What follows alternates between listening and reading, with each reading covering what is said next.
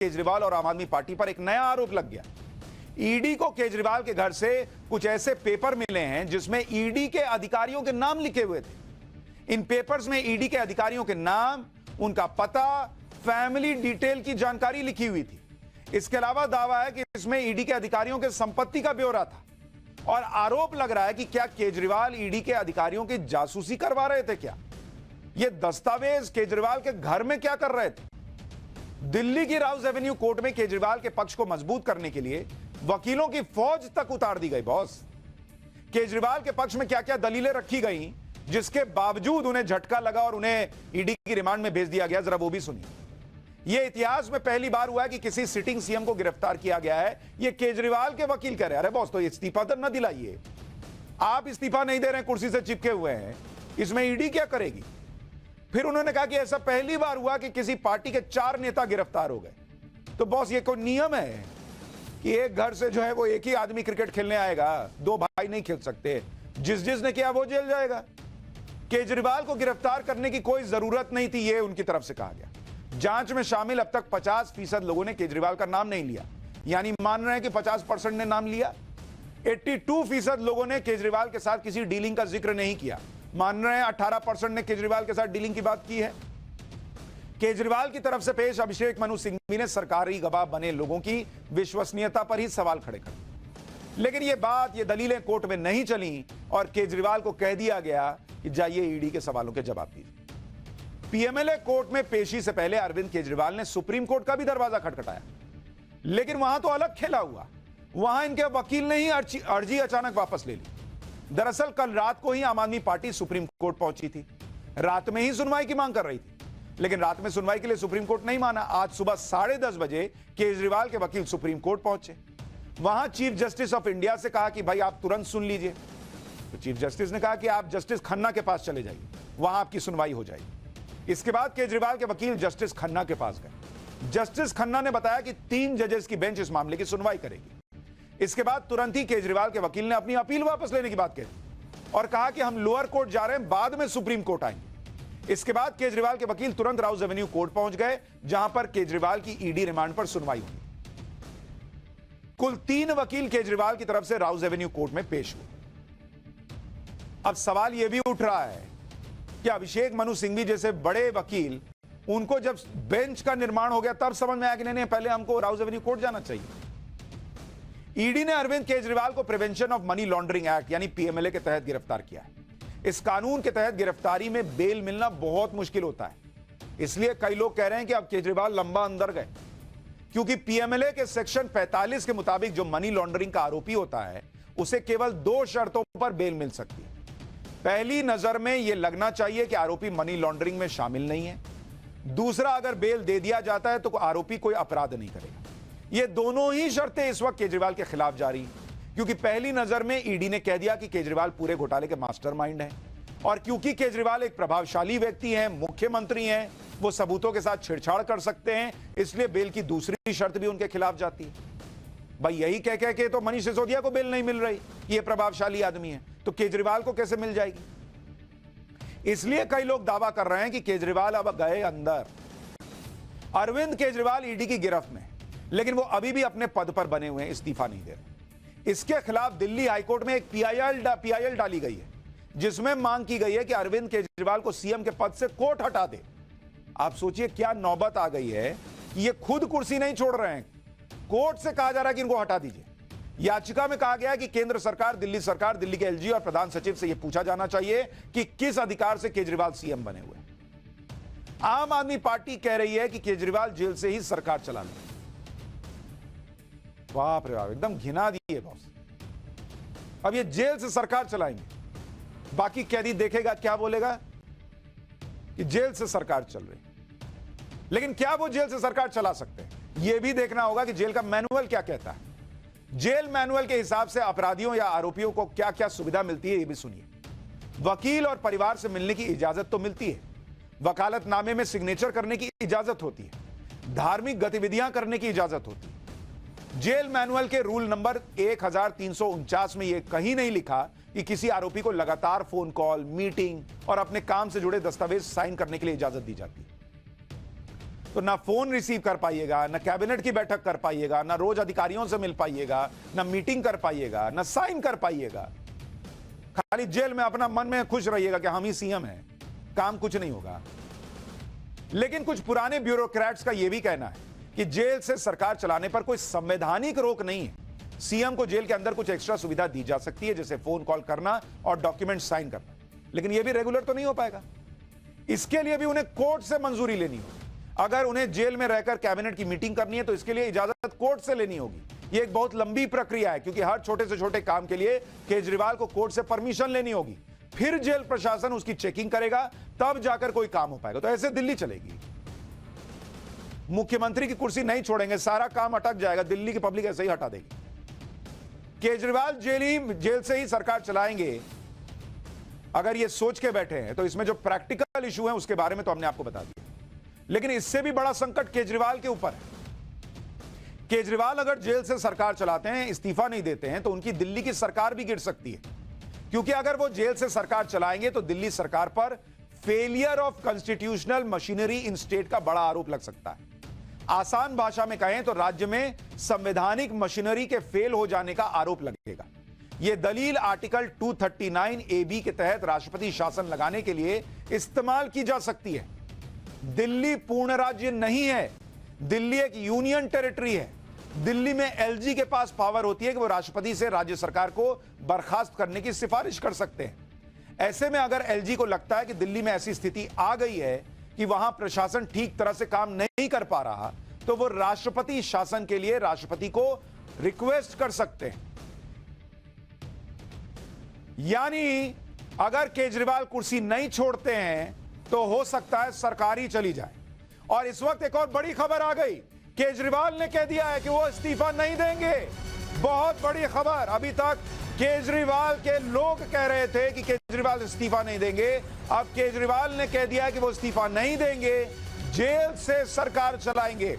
यानी इसका मतलब अरविंद केजरीवाल के लोग जो कह रहे थे वो पहले से डिसाइडेड था।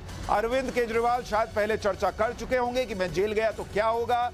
इसका सीधा सीधा मतलब यह है कि अब केजरीवाल जेल से सरकार चलाएंगे। उन्होंने खुद कह दिया है, यह इस देश के इतिहास में कभी नहीं हुआ कि कोई मुख्यमंत्री जेल से सरकार चलाए।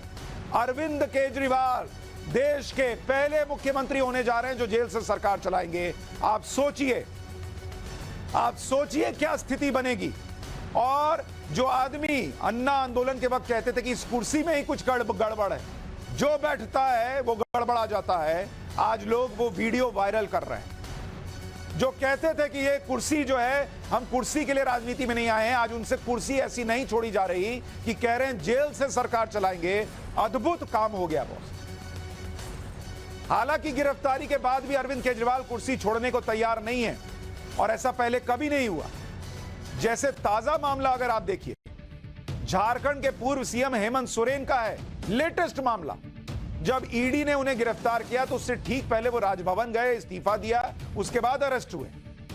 मई 1997 में चारा घोटाले के मामले में सीबीआई ने लालू यादव पर एक्शन लिया। उस वक्त लालू यादव बिहार के सीएम थे, लेकिन जब सीबीआई ने चार्जशीट दाखिल की, लालू यादव का नाम था, लालू यादव को गिरफ्तारी का अंदेशा हो गया, तो उन्होंने राबड़ी देवी को सीएम बना दिया, लेकिन जेल नहीं गए ये कह के कि मैं सीएम रहूंगा।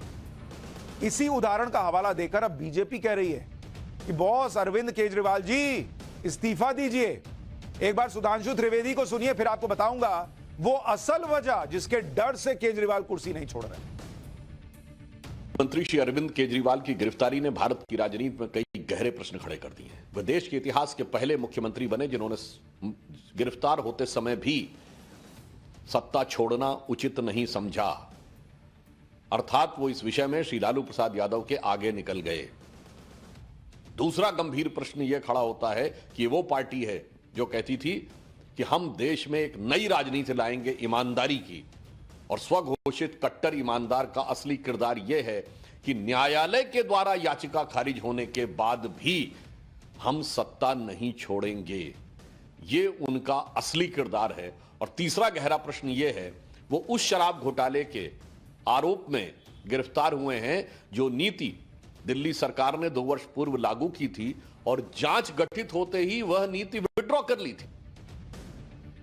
अरविंद केजरीवाल इस्तीफा नहीं दे रहे, इसकी एक थ्योरी ये भी चल रही है कि वजह यह है कि अगर अरविंद केजरीवाल इस्तीफा देते हैं तो उन्हें पार्टी टूटने का डर है।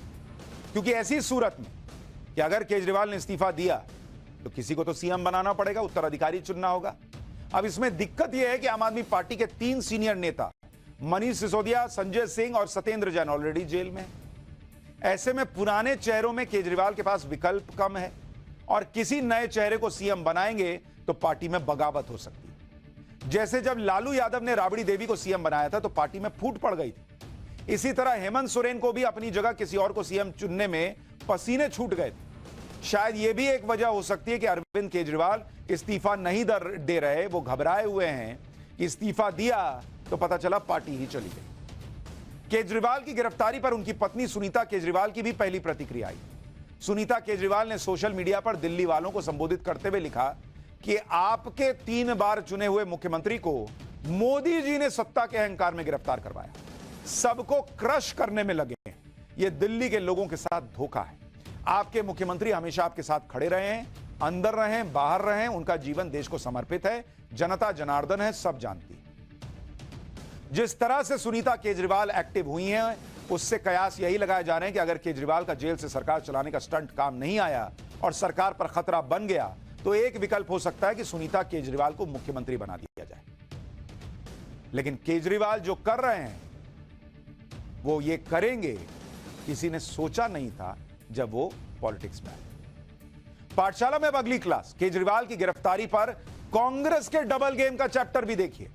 केजरीवाल पर आंसू बहाती कांग्रेस ने आम आदमी पार्टी के साथ खेला कर दिया है क्या? कांग्रेस के वो नेता जिन्होंने राहुल गांधी और कांग्रेस को खुद एक्सपोज कर दिया, अब उसका चैप्टर।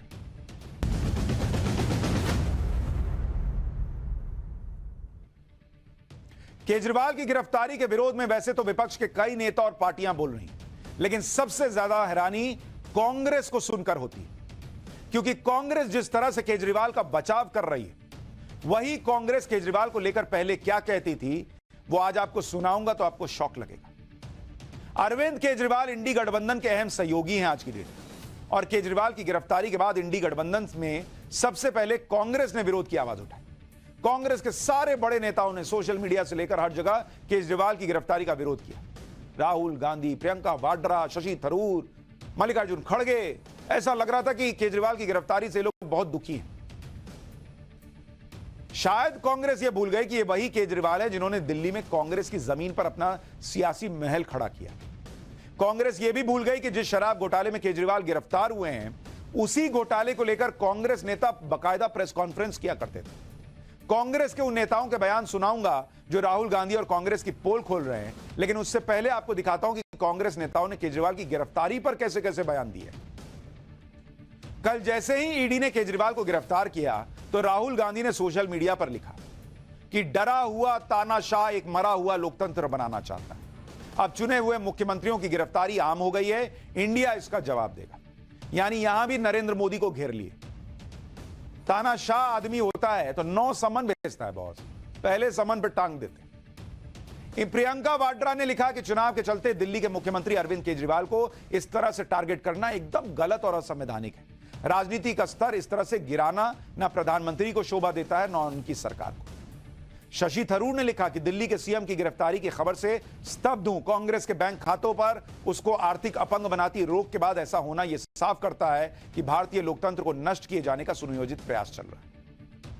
वो अकाउंट फ्रीज करते हैं, वो हेमंत सोरेन को गिरफ्तार करते हैं, वो अरविंद केजरीवाल को गिरफ्तार करते हैं। इससे पता चलता है कि शहंशाह कितना डरा हुआ है, यह भी लिखा गया।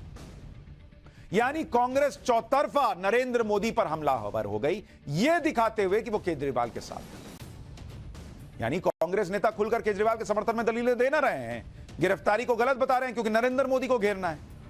लेकिन यह वही कांग्रेस है जो शराब घोटाले पर केजरीवाल की जमकर क्लास लेती थी। आपको कांग्रेस नेता अजय माकन का पहले एक बयान सुनाता हूं। फरवरी 2023 का महीना था। अजय माकन ने बकायदा प्रेस कॉन्फ्रेंस करके बताया था कि शराब नीति में घोटाला कैसे हुआ और कैसे 100 करोड़ रुपए की रिश्वत ली गई, कैसे कमीशन का 6% किकबैक आम आदमी पार्टी को दिया गया। आज नरेंद्र मोदी को जो कांग्रेस घेर रही है, तानाशाह बता रही है, उस कांग्रेस के बड़े नेता अजय माकन फरवरी 2023 में क्या कहते थे, सुनिए, फिर आपको बताऊंगा कि कांग्रेस की नेता सुप्रिया श्रीनेत केजरीवाल जी पर कैसे गंभीर आरोप लगाती थी। शराब का घोटाला क्या है, शराब का लिकर स्कैम क्या है? लिकर स्कैम सीधे सीधे अब यह एस्टैब्लिश हो गया है कि कम से कम 100 करोड़ की रिश्वत ली गई, कम से कम 100 करोड़ की रिश्वत, और उसके अंदर फेस टाइम के ऊपर केजरीवाल से बिजनेसमैन से बात कराई गई, और बिजनेसमैन से बात कराने के बाद होलसेल डीलर्स को, जो प्राइवेट होलसेल डीलर्स हैं, उनको 12% कमीशन 5% से बढ़ा करके 12% कमीशन ये करी गई, और उसके अंदर शर्त ये रखी गई कि 6% किकबैक आम आदमी पार्टी और केजरीवाल को दिया जाएगा। अजय माकन ने तो सीधा आरोप लगाया कि नई शराब नीति से दिल्ली को फायदा हो या ना हो, लेकिन आम आदमी पार्टी को जरूर फायदा हुआ। तो बॉस, आज किस बात पर आप कह रहे हैं कि नरेंद्र मोदी जो हैं वो तानाशाह हैं और झूठे अरेस्ट कर लिए केजरीवाल को? आज आपका अकाउंट फ्रीज हो गया और उसकी डिटेल भी आगे बताऊंगा कि उसमें क्या हुआ है हाईकोर्ट में। लेकिन आज आपका मूड किया तो केजरीवाल ठीक हो गए, मोदी खराब, और जब आपका मूड किया तो आपने कह दिया नहीं, केजरीवाल भ्रष्टाचारी है। इसी तरह से सुप्रिया श्रीनेत ने भी केजरीवाल पर शराब नीति में घोटाले का आरोप लगाया। सुप्रिया श्रीनेत ने 21 अगस्त 2022 को प्रेस कॉन्फ्रेंस करके केजरीवाल पर आरोप लगाया था कि जब कोविड में दिल्ली के लोग ऑक्सीजन के लिए तड़प रहे थे, तब यही केजरीवाल शराब नीति बनाने में व्यस्त। सुनिए जरा मैडम को, फिर आपको बताऊंगा कि कांग्रेस के किस नेता ने केजरीवाल के लिए कहा था कि नैतिकता मर गई है क्या जी। जब दिल्ली शहर में लोगों के सिर पर मौत का साया मंडरा रहा था और लोग बिना ऑक्सीजन के बेदम होकर तड़प तड़प कर दम तोड़ रहे थे, तब दिल्ली की अरविंद केजरीवाल जी की आम आदमी पार्टी की सरकार शराब की नीति पर काम कर रही थी।